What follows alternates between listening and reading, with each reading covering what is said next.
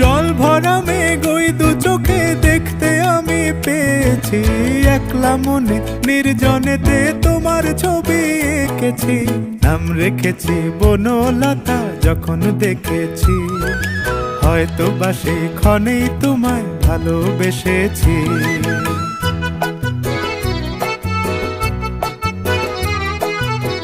বনলতা কথা হয়ো না গো কুণ্ঠিতা, বনলতা কথা হয়ো না গো কুণ্ঠিতা।